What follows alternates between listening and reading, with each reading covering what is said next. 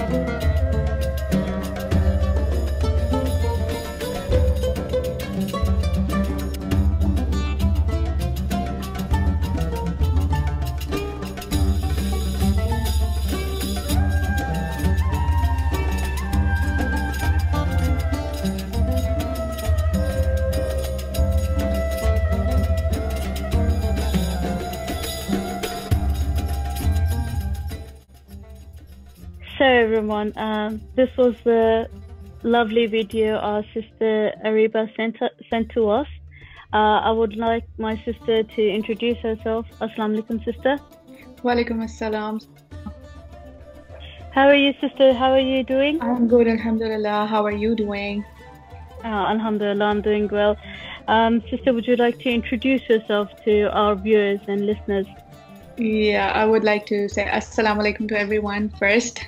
So my name is Ariba and I am a mother of two beautiful boys. So I have recently started working on Staying at Home Mom blog, which is called Basic Not So Basic on Instagram, and it's about finding inspiration from the basic things of life and which you take for granted.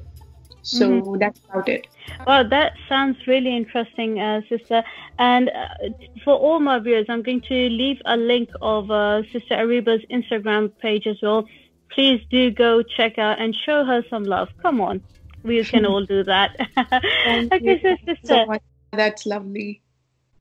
No problem at all, sister. That's perfectly okay. Sister Ariba, could you please tell our viewers a little bit about yourself, about your background, and where are you living over here in England? Yeah, I am actually from Pakistan, and we came here for about 2 years ago, and we are here in Loughborough. It's in Leicestershire County. So we came here for my husband's MBA program, but we stayed here after he completed his studies. So since then we are here and enjoying. So I'm actually I'm stay-at-home mom of two beautiful boys. So my whole day is revolving around them. So sister, tell us, how do you celebrate your Ramadan over here in England? So as I told you before, it's our second Ramadan this year. So the first one was pretty much we were like obviously missing our family because it was the first Ramadan without our families, and so I was very much looking forward to this one because we recently connected to all the Muslim community here. And mashallah, there's lots of lovely ladies over here who are working for the community, and they get together and have all the iftar parties and Muslim religious community activities and everything. So I was very much looking forward to this one, but obviously because of the situation going on with the COVID-19 pandemic going on, we all are unfortunately at home, and yeah, we are trying to celebrate as much as we can with the immediate family members we have at our home. So that's going on. Yeah. I see. That sounds really, exciting as well, because we as Muslims, we are one big family, and sometimes when our own immediate family is not there, so we always have the Muslim community. So, sister, you mentioned that the Muslim there are a lot of sisters and Muslims around the area. How actively do you guys participate in such activities? So basically, the Muslim there's one large Muslim community, and then there's obviously they are divided into the like Pakistani community and Indian community and Bangladeshi community. So I was connected to the Pakistani ones. So the ladies in that group, they have these monthly gatherings at their homes respectively. So so they gather around, and then they have started one Islamic session for the kids, where they gather every weekend, and they have prepared something, a series or story sessions for the kids, so that the kids can also learn. Yeah, that's pretty much amazing things they are doing. So I was really looking forward to it this Ramadan, especially. MashaAllah, that sounds really amazing. And for all my viewers, these are the small little efforts we try to do to keep our children connected towards their roots and towards Islam and religion as well. Yeah, especially when we are here, obviously in any foreign country, you have to work really hard. You have another responsibility as a parent to teach your religious values to your kids. Absolutely. That's how it is. So, sister, although you said you've spent only one Ramadan before this one, but how do you think that this Ramadan is different to the previous Ramadans, considering the COVID-19 situation and everything? Yeah. So the first Ramadan that we had last year, I was new here and I was meeting new people. So we shifted here and we had some Muslim neighbors, and especially the one I would like to mention about my Bangladeshi neighbor. She's a lovely lady. Wow. So we would send a iftar to their place, and she would send lovely dishes to my place, and we would have iftar parties with them and the other people around us within the Muslim community. And I would make sometimes I would make some things and send to my non-Muslim friends as well, so that they could also learn about our religion. And like we learn about their events and their religious events, like Christmas and Easter and every event like that. So it was pretty much amazing. But as this year, it's because of the ongoing situation of the COVID-19, we all are at home, and we have to stay at home for others, obviously. And so we are missing the gatherings with fellow community members, and we are trying to save each other, if we can say so, and by staying at home, because we can't meet them, we can't see them, and it's obviously better for them as well. I guess, sister, I guess you might agree with this as well, that this Ramadan it's a true essence of Ramadan, that we're having that patience of not meeting. It's not just the food and everything else that's testing us. I guess not meeting our loved ones is also very testing in the same way.